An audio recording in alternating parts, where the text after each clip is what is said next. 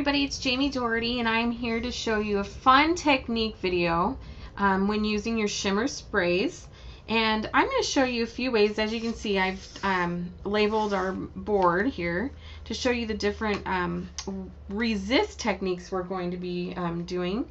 And I wanted to just go over with you certain items you may already have in your home that will work really neat to give you different depths and textures and just a different look to your sprays when spraying on your projects. So the first one, I'm going to take some paper towels so I don't do too much overspray. The first one you can see up top is bleach. Now let me go over real quick what sprays I'm going to be using. This first one is the Shimmerz Spritz, and it's Rockefeller Blue. It's a really cool deep blue color. The next one is also a spritz, and this one is Plum Pudding. I'll also be using the Spritz in Ruby, the colorings in Valentino,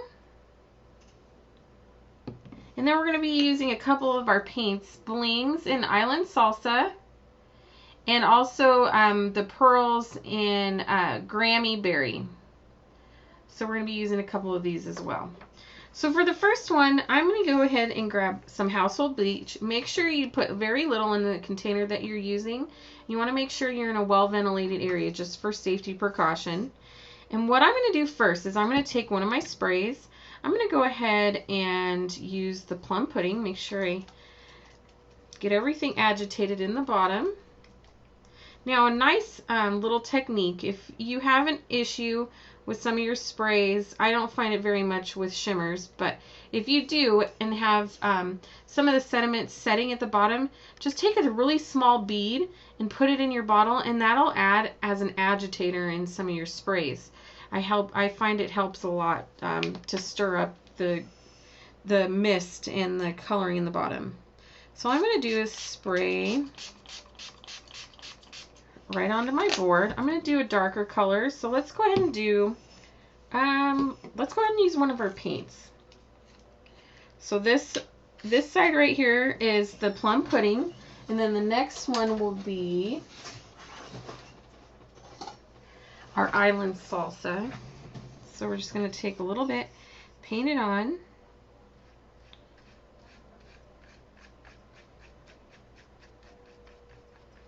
Okay. And now that I have my colors on, and you could do this while it's still wet, I'm just going to take a small paintbrush, dab it in my bleach, and then just flick it onto my paint. And you could see where, already on my spray, you could see where the bleach is causing the paint to separate. Now with our other, our blings, it's going to take a little bit longer for that bleach to settle in and separate and bleach out that paint. The next technique is using a liquid adhesive. I suggest using one that dries clear. And the one I used is Beacon's Fabric Tack. It is a permanent adhesive, and I use it on everything. I use it on lace, wood, metal. You could use it on a lot of different surfaces. And what I did before the video is I went ahead and just drew a really faint light line with my adhesive. And I'm just going to go ahead and spray over the top of it. The color I'm using is Valentino in Colorings. And I just want to show you how, just adding a little glue beforehand, you can create your own designs onto your project, which is really cool. So I'm going to go ahead and spray this on. Come on.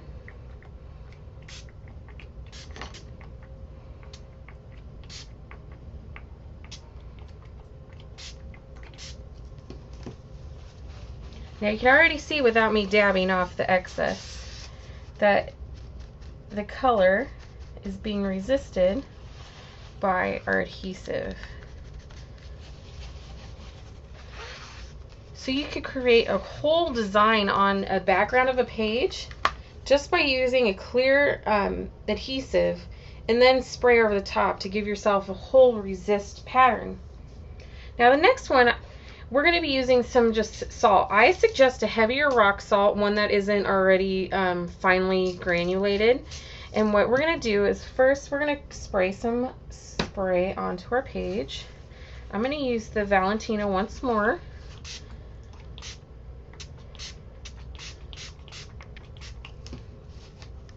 And what I'm going to do is I'm just going to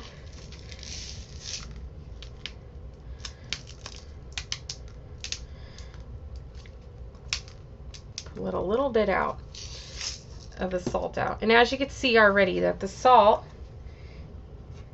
is pushing the color away. Effect when you do that. Now the next one is wax. We all have some type of wax instrument in our home. Usually it's a crayon. You can even use the like colored pencils that are waxed base. And I'm going to show you a couple different. I'm just going to draw a couple designs. And this is another way where you can customize your backgrounds for your cards and your scrapbook pages and things like that.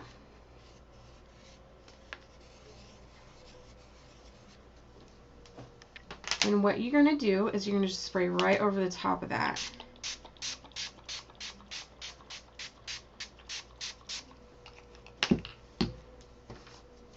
And go ahead and blot the excess off.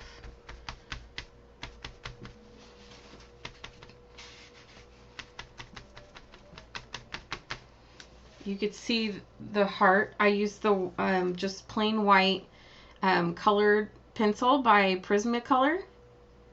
And then the other two I used a crayon. Now the crayon, it depends. You want a heavier based wax. You can even use candle wax. That will work the same as well.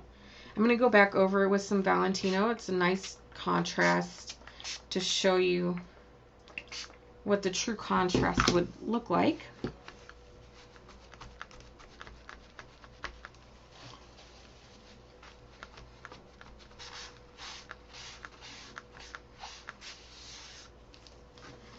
And that gives you a nice little subtle pattern that you can work with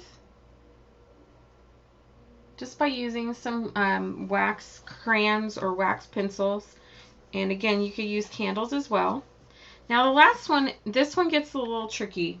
What I'm going to do is I'm going to take some paper towel and I'm going to crumple it up as finely as I can, because you want as many texture spots in it. You want as many little nooks and crannies for this to work.